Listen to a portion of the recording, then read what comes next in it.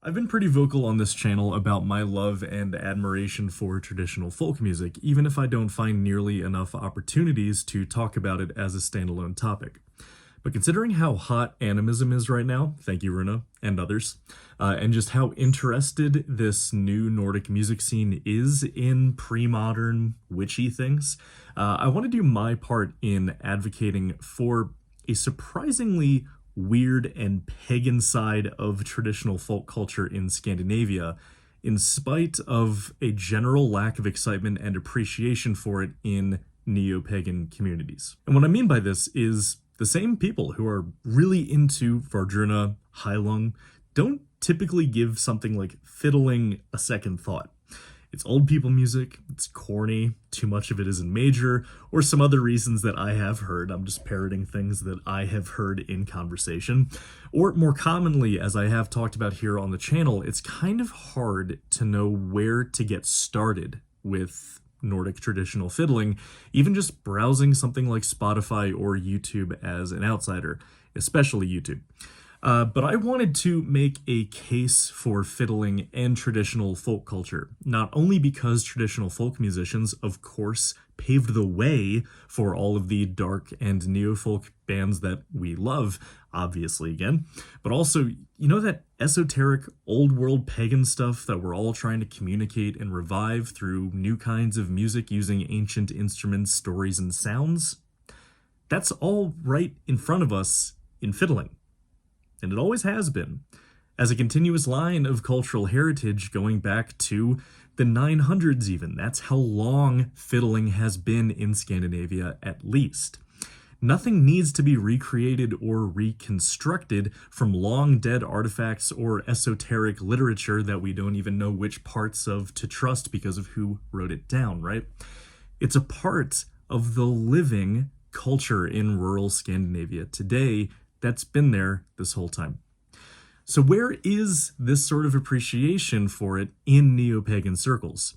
Why isn't it acknowledged for literally being from the time period that we are all constantly romanticizing or trying to reimagine for our own purposes today, while overlooking the fact that it's been kept alive in fiddling? So in the spirit of remedying this, I'd like to bring some of the overlooked, though admittedly subtle, pagan and witchy side of fiddling and traditional folk music front and center.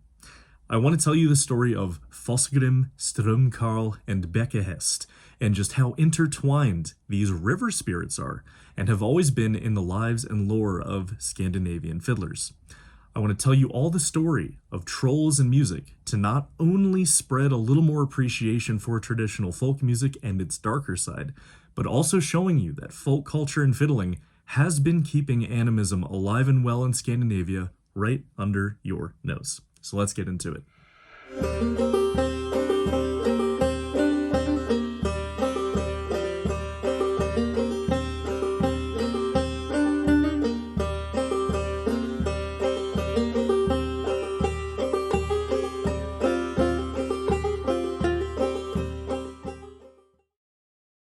Sit down at the top of a waterfall, preferably on a night when the moon shines bright. Then you'll both hear and see the Fossgrim, the Waterfall Spirit. All the voices of nature resonate from the strings of the Fossgrim's fiddle. With great resonance, the bow flits back and forth. Everything must be swept up in the notes. His playing is eternal. Star after star is lit overhead. The tones seem to grow wilder and wilder, as if every note wants to rise to the myriad stars and spread out to sparkle among them. But the Fossgrim, that strong and wild fiddler, is sitting with his eyes closed, bending over his fiddle. His playing is the chain that binds him to the watery abyss. This was an excerpt from perhaps my favorite retelling of the Fossgrim story, from the legendary Theodor Kittelsen. Few people, I think, understood trolls the way that he did in his time, and it paints a tortured picture of this spirit and his enslavement to the eternal music of his fiddle. Fellow musicians will have a lot of sympathy for Mr. Fossgrim here, I think, and maybe understand why he was a pagan patron saint of sorts for fiddlers. Most importantly, I think, is that this story from the 1800s, even this late into modernity, still depicts the cosmic relationship between the fiddle and the spirit world of trolls.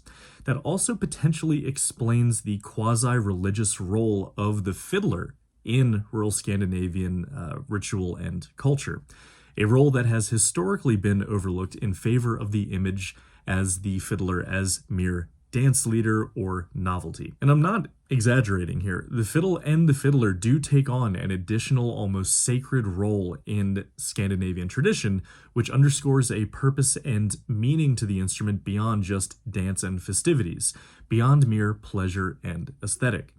In accompaniment to some religious rituals led by the priest, a fiddler would perform at important transitional rites in someone's life, such as weddings or wakes.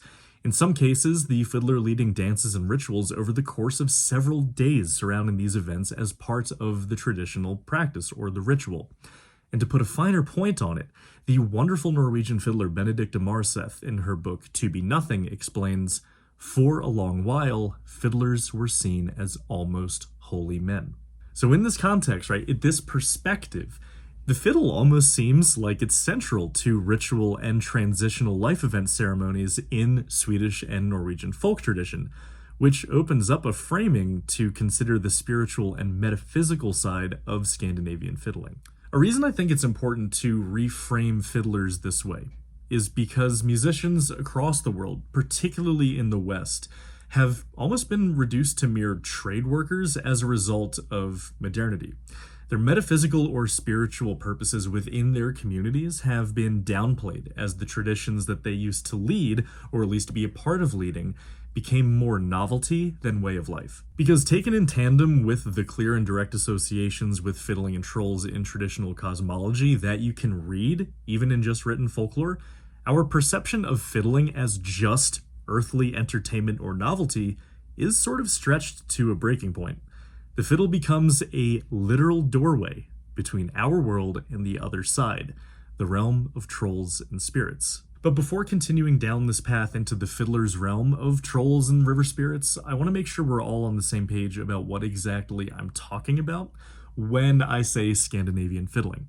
Because there's also been a lot of popular fantasy about what this even is. Again, in tradition as old as time on this channel, go into the YouTube search bar and look up Nordic fiddling, and you might see what I'm talking about.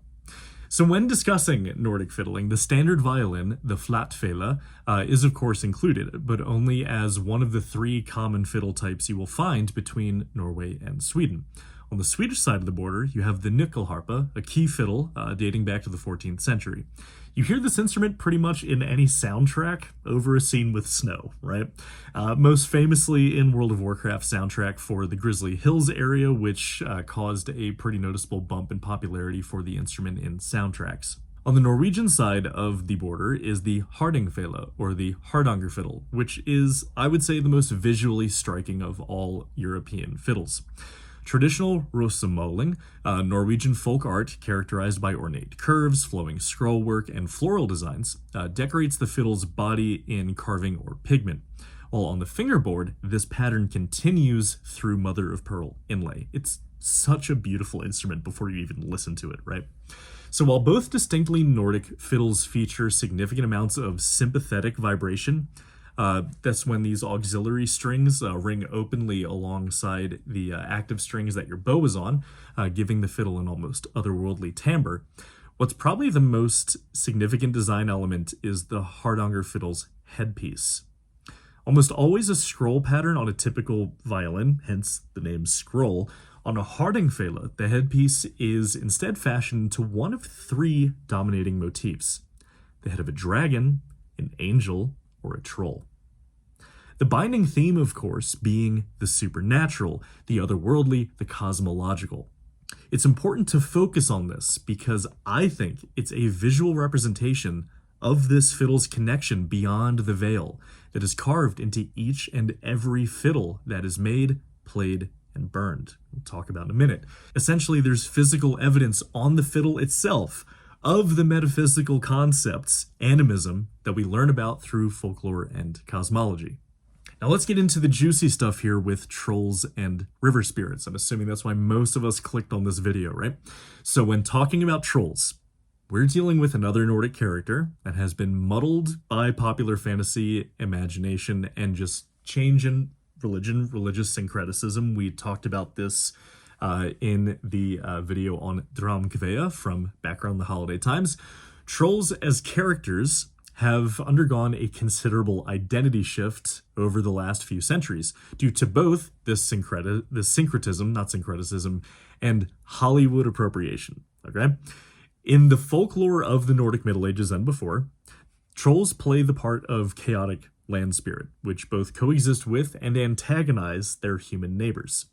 They're simply anthropomorphized representations of the land's natural forces, an archetype common in animist cultures around the world.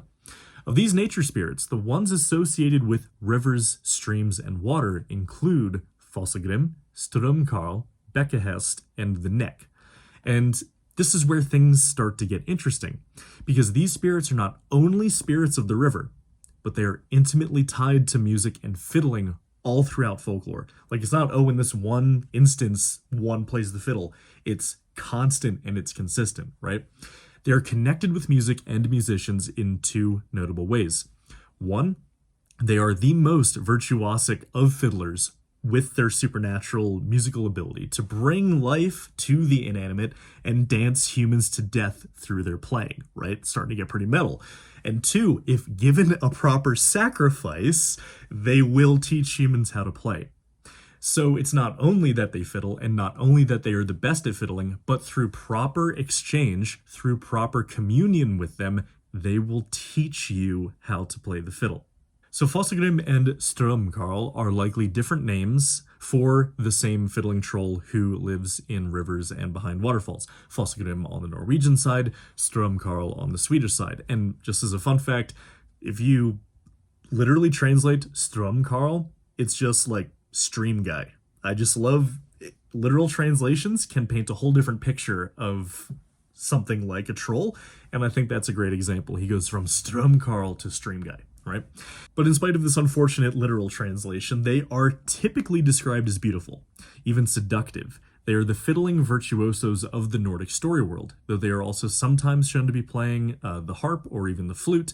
The harp in particular is shown in Alebull's monument in Bergen.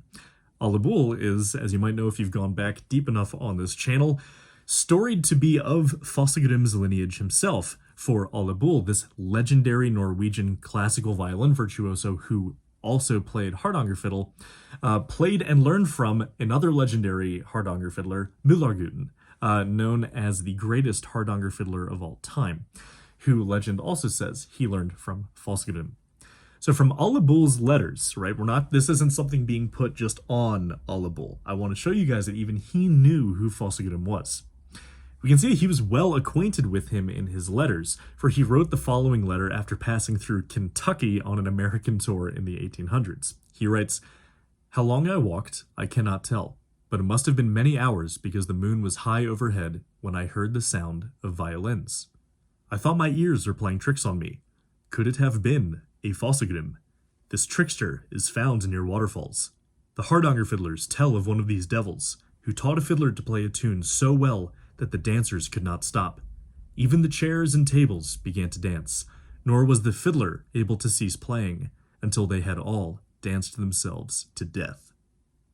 Right?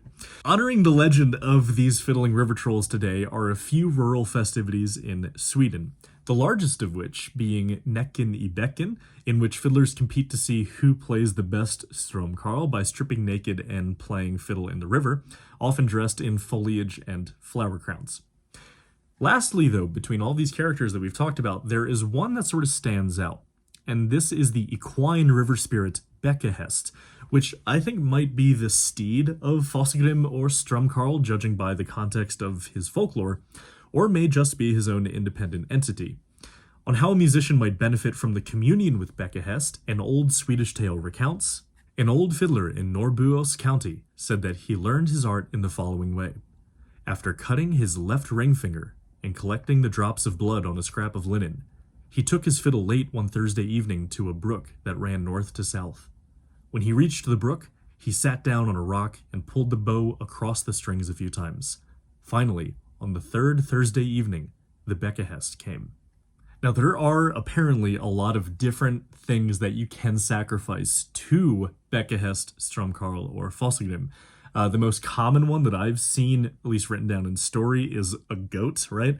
And I mentioned this in my interview with Aneta Aga from last year, that the saying goes, right, that if you, or at least the story goes, that if you give a goat to the river, if it is plump enough, Fossigrim will teach you what he knows about the fiddle, or what he wants you to know about the fiddle.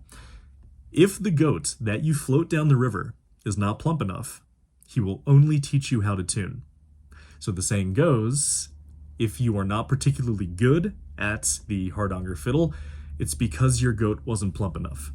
I love that. I think that's so charming, right? So back to Bekkehest, though, before I get carried away, is he's often depicted as a pure white horse reminiscent of the river rapids. The horse is peculiarly depicted with a fiddle strung across his back, which is what makes me think of the steed theory, right? That he is Fossigrim's steed. But regardless, the story referenced earlier gives probably the most complete written account of not only his own place in lore, but alludes to Stromkarl as well, tying the stories of fiddlers, trolls, and river spirits all together at once.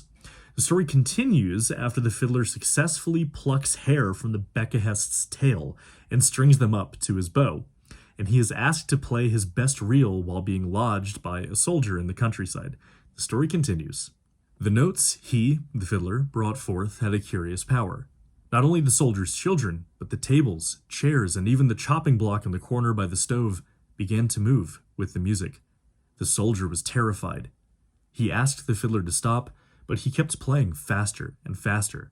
In desperation, the soldier rushed up to him and grabbed his arm so that the bow was pulled away from the strings. The fiddler collapsed on the floor like an empty sack and lay there for a while, dead to the world. The soldier and his wife helped him onto the sofa, and little by little he came to. He grabbed the soldier's hand. "Thank you for the help," he said. "If you hadn't taken the bow from the strings, it would have ended badly. The Stromkarl himself was playing. All I did was supply the arms. If you hadn't helped me, he'd have played the death reel on me. He was just getting warmed up when you saved me." So through this story, likely the one Albull was referencing before, and the many like it drawn from the lore of water spirits and fiddling, we see even more evidence that the fiddle, through music, connects our world with the supernatural realm of trolls, spirits, and magic. The fiddle here quite literally animates the world around it. It is not just a mundane instrument for entertainment, but a gateway for humans to experience that which is hidden beyond the veil. So as conversion of the rural Nordic population took hold throughout the Middle Ages, trolls and their kind were transfigured from nature spirit into demon, and frequently associated with Satan and Satanism. And seeing how these fiddling spirits being tied to demons, right, it's just another example of that archetype around the world, or that trope around the world of the devil being related to fiddling, right? And through conversion, no longer are trolls the landscape spirits who shape mountains and carve valleys. By the 19th century, they are certified demons, something to be feared and taken out, right? And this even went so far as to some theories that happened through conversion, that trolls were actually fallen members of Satan's armies that had landed in the wilderness, right? So this is how deep this goes. They're not nature spirits anymore. They are now actually remnants of Satan's army, okay? And this too had real-world impacts on the fiddles these trolls were associated with, when in the 1800s, a particularly aggressive pietistic movement in the countryside targeted Hardanger fiddles, resulting in many fiddlers giving up their art so as to not be bothered by the church, and even in some cases, the church hosted communal burnings of these fiddles so that the peasants may better use their hands for prayer. Through conversion and the increasing vilification of troll magic throughout the centuries, by the 1800s it seems the connection between Scandinavians and the long-revered and often feared too, spirits of their land had come to a clean break. The old ways had been supplanted by the new. But oral history also tells of a few reasons of the church's targeting of the fiddle. I don't want there to be any pretense that I'm telling like the only true side of the story, right? There's a personal favorite of mine that fiddling dances kept the peasants up late on Saturdays, so they would miss church on Sundays, right? So it can just be as mundane as that. But if the context of the lore and the origins of the fiddle in Nordic cosmology and the transitioning of trolls to devils through the church offers any basis, it is the fiddle's association with the pagan and the realm of trolls which primarily led to such persecution of this specific instrument. Why no other instrument, right? Ironically, this bit of religious history in Scandinavia paints an even clearer picture of just how closely intertwined fiddling is with the spirits of northern rivers.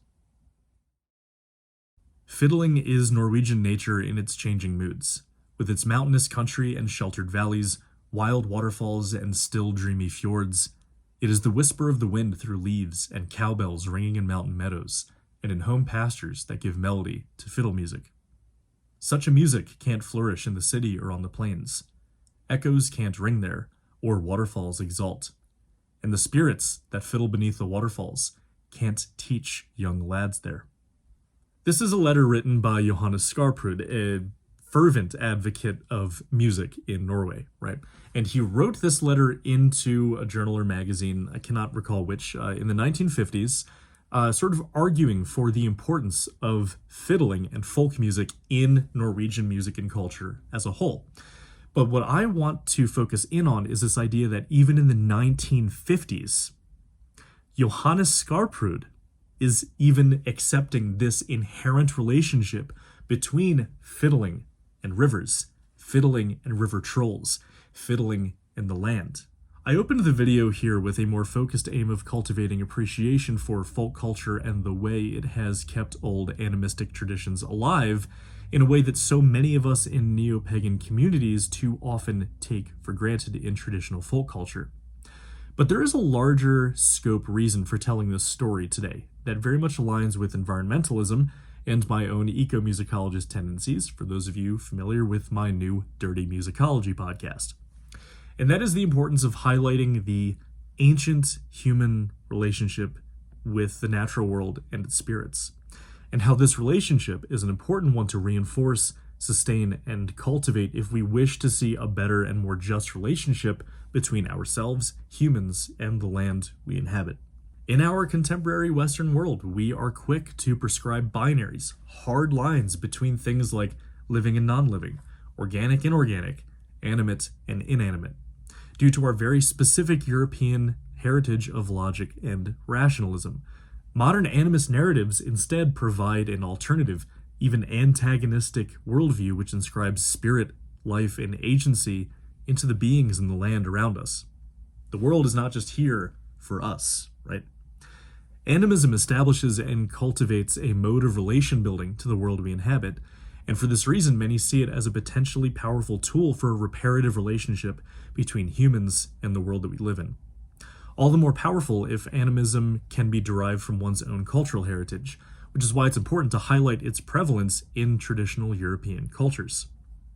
So in this counter-narrative to a world disenchanted, a world de-animated, I have attempted to reanimate the history of and legacy of fiddling in Scandinavia and the trolls who teach it. In telling this counter-narrative again and again in the context of Nordic traditional music, it is my hope that it will cultivate not only a greater appreciation for the mystic and cosmic nature of Nordic fiddling, but potentially a greater respect for our waterways which these fiddling spirits call home. The line of reasoning here, right, is that if you love music, and the music comes from the rivers, then you have to also love the rivers to love music, right? And as my allies to this end do as well, I hope to see what could happen if more of us look to the world for its capacity to enchant and elicit wonder. Through enchantment, we may come to love and appreciate our own realm, which we call home, and thus feel a greater push to care for its health and all of the beings that inhabit it. I want to leave you today with one more excerpt from a Kittelsen story. I love this one because it sort of shows that, beyond a doubt, trolls and music are kind of one and the same. They all wanted to join in the celebration. They wanted to go inside the gold and glitter, inside the Soria Moria castle that stood there, the troll castle, shivering with lights and trembling with music. Thank you guys for watching.